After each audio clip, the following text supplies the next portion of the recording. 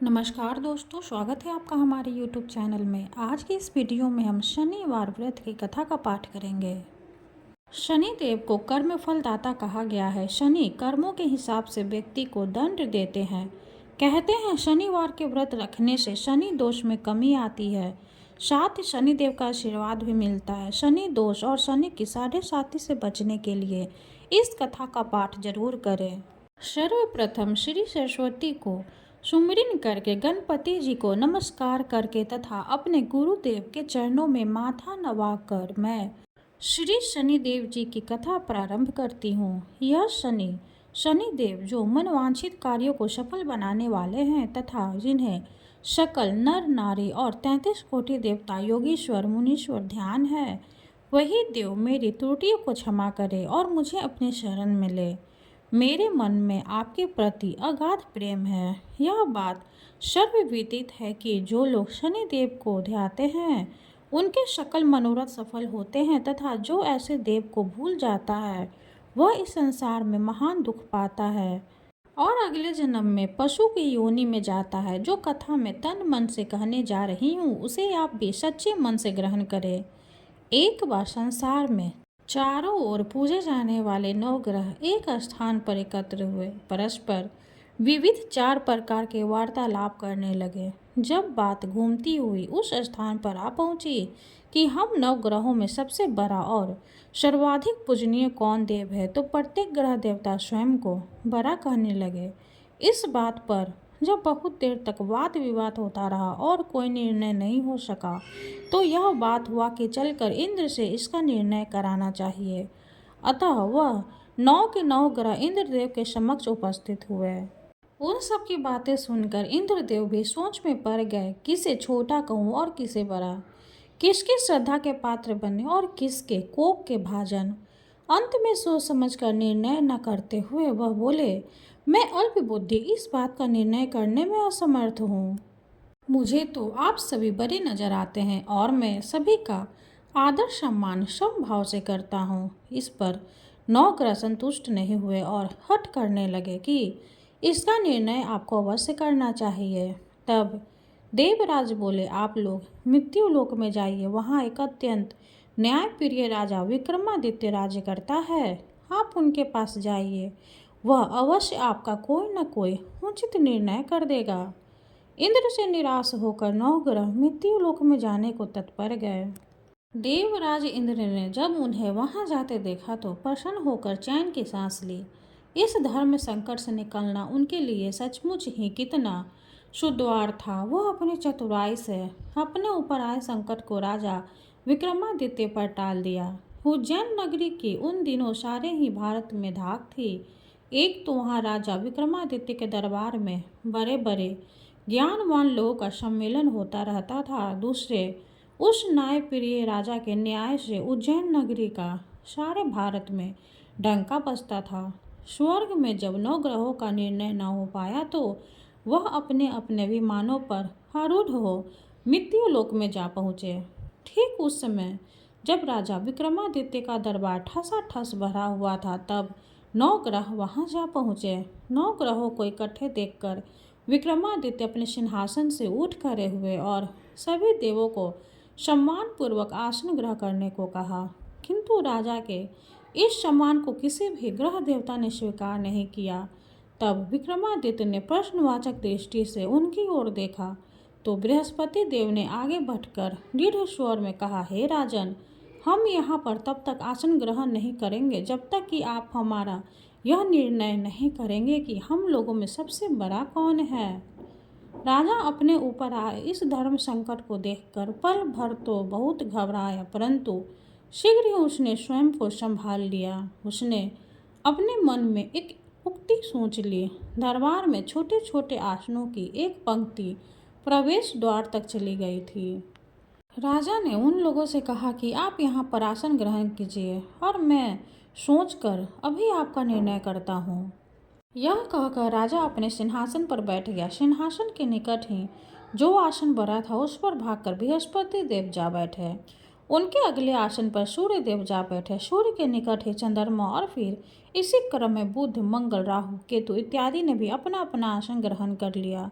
पंक्ति में 8वें थे भार्गव, किंतु उन्हें भी संतोष था कि उनके बाद शनिश्चर बैठेंगे। किंतु आसन प्रवेश द्वार के समीप होने के कारण और सबसे अंत में होने के कारण शनिदेव उस पर नहीं बैठे। राजा विक्रमादित्य ने सोचा था कि जो ग्रह उस अंतिम आसन पर बैठेगा वह उसी को विनय और दयाशील के आधार पर बड़ा कह देंगे, पर वहाँ तो बात ही दूसरी हो गई। शनिदेव अति क्रोधी और विकट स्वभाव के देवता हैं। जब वह नहीं बैठे तो 8 ग्रह खिलखिलाकर हंस पड़े। अपना इस प्रकार से अपमान होते देखकर शनिदेव की आंखें क्रोध से लाल हो गई और भीकुटी तन गई। क्रोध से कांपते हुए बोले, राजन, मुझसे वैर लेकर तुमने अच्छा नहीं किया। क्या समझकर तुमने मुझे इस प्रकार से अपमानित करना चाहा है और क्यों मुझे तले बिठाना चाहा है? चांद ग्रह का प्रभाव 2.25 दिन का रहता और सूर्य, शुक्र और बुध का प्रभाव केवल आधा मास, सोम और मंगल 2 मास और गुरु 13 मास, राहु और केतु 18 मास रहते हैं, जबकि मैं 7.5 वर्ष तक रहता हूँ। इसीलिए हे राजन, अब तू सावधान हो जा।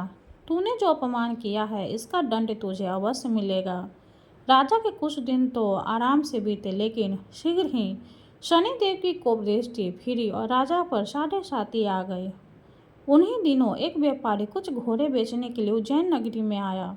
सुंदर सुंदर घोड़े देखकर राजा का जी ललच गया। राजा ने उन्हें खरीदने का आदेश दिया। घोड़ों में एक घोड़ा भंवर नाम का था। राजा उस पर चढ़कर देखने लगे। कुछ देर तक तो घोड़ा राजा को लिए वहीं घूमता रहा, लेकिन फिर सहसा भाग खड़ा हुआ। राजा को बड़ा अचंभा हुआ। घोड़ा एक भयानक जंगल में राजा को पटक कर अंत ध्यान हो गया। राजा अकेला उस वीरान जंगल में भटकने लगा। साय के समय जब उसे प्यास बहुत सताने लगी तो वह जोर जोर से चीखने लगा। उधर एक पगडंडी ने एक ग्वाला अपने गांव को जा रहा था। वह राजा की आवाज़ सुनकर रुक गया। राजा उसके पास गया। ग्वाले ने उसकी व्यथा जानकर उसे निकट की नदी पर ले जाकर पानी पिलाया। पानी पीने के बाद राजा स्वस्थ हो गया और प्रसन्न होकर उसने ग्वाले को अपने हाथ की अंगूठी उतार कर दे दी और उसने कहा कि मैं उज्जैन का रहने वाला हूँ, यहाँ रास्ता भटक गया हूँ, तुम मुझे रास्ता दिखाओ। तब ग्वाला उसे अपने साथ गांव में लाया। वहाँ एक मिष्ठान की दुकान पर राजा ने मिठाई खा पीकर भूख मिटाई और दुकानदार को भी एक अंगूठी उतार कर दे दी। दुकानदार के पूछने पर उसने उससे भी यही कहा कि वह उज्जैन नगरी का रहने वाला है और उसका नाम बोना है। फिर वह दुकान के बंद होने तक वहीं बैठा दुकानदार से बातें करता रहा। उस दिन दुकानदार की बिक्री बहुत हो गई। उसने सोचा, यह भाग्यवान पुरुष है जो इसके आने से आज मेरी इतनी बिक्री हुई है। इसलिए रात होने पर वह उससे बोला कि वह उसके साथ उसके घर चले और उसके साथ ही भोजन भी करे। राजा मान गया। जब वो दोनों घर पहुंचे तो दुकानदार की पत्नी ने उनका बड़ा स्वागत सत्कार किया और अतिथि के लिए विशेष रूप से भोजन तैयार किया। भोजन करते समय एक अद्भुत घटना घटी। जहाँ राजा भोजन कर रहा था वहीं सामने की दीवार पर सोने का एक सतलड़ा चित्र था। सहसा ही वह हार टंगा हुआ था। उसके पीछे एक वहाँ से अदृश्य हो गया। दुकानदार के यहाँ एक बांदी थी। उसने जाकर घर की मालकिन से कहा, वहाँ खूंटी पर हार नहीं है। जब बात दुकानदार तक पहुँची तो उसने राजा से पूछा। राजा बोला, मुझे तो नहीं मालूम, तुम्हारे और मेरे अतिरिक्त तो यहाँ कोई था ही नहीं। सच सच बताओ, हार कहाँ है? मुझे नहीं मालूम। राजा फिर बोला, मेरे पास कोई हार नहीं है। जब कोई निर्णय नहीं हो सका तो दुकानदार राजा को उस नगर के राजा के पास ले गया। उस नगर के राजा ने जब विक्रमादित्य की भोली भाली सूरत देखी तो वह बोला, यह व्यक्ति कभी भी चोरी नहीं कर सकता, और यह कहकर उसने विक्रमादित्य को छोड़ दिया। विक्रमादित्य जब उसे नगर में यूं ही इधर उधर घूम रहा था तब उस नगर के एक तेली ने उससे कहा कि वह उसके यहाँ काम कर ले तो उसे वह रहने को स्थान और खाने को सामग्री भी देगा। राजा मान गया और तेली उसे अपने घर ले गया। वहाँ सारा दिन राजा धानी पर बैठा उसके बैलों को हाँकते रहता और तेली बाजार में तेल बेच आता। जब वर्षा ऋतु आई तो मूसलाधार वर्षा होने लगी। तब धानी पर बैठे हुए विक्रमादित्य ने मौज में आकर ऊंचे ऊंचे स्वर में राग आलापना आरंभ कर दिया। निकट ही उस नगर के राजा का राजमहल था। वहाँ खिड़की में बैठी राजकुमारी ने जब राजा का मधुर स्वर में गीत सुना तो वह अपना दिल हार बैठी। उसने बांदी को पता करने के लिए भेजा। बांदी वहां राजा को गाते हुए देखकर लौटी तो राजकुमारी से बोली कि वहां पर तो कोई अति सुकुमार नवयुवक बैठा मस्ती में आंखें बंद किए गा रहा है। राजकुमारी ने सुना तो उसने अन्न जल का त्याग कर दिया। रात तक जब उसने कुछ नहीं खाया तो रानी ने आकर उसे समझाया, पर वह बोली कि वह तो उस गाने वाले से ही शादी करेगी। रानी ने जाकर राजा से कहा कि राजकुमारी एक तेली पर मोहित हो गई है और उससे ब्याह रचाना चाहती है। राजा ने सुना तो बहुत युद्ध हुआ। उसने तेली के घर से विक्रमादित्य को बुलाया और उसके हाथ काटकर जंगल में फेंकवा दिए। यह बात जब राजकुमारी को पता चली तो वो और भी अपनी बात पर दृढ़ हो गई। बोली, मैंने तो अब उसी को वर लिया है, वह चाहे कैसा भी हो उसी से विवाह करूंगी। बेटे की हट देखकर लाचार हो राजा ने दोबारा विक्रमादित्य को नगर में बुलवाया और उससे राजकुमारी का मामूली ढंग से पानी ग्रहण कराया और एक साधारण मकान में दोनों को बसा दिया। दोनों वहीं रहने लगे।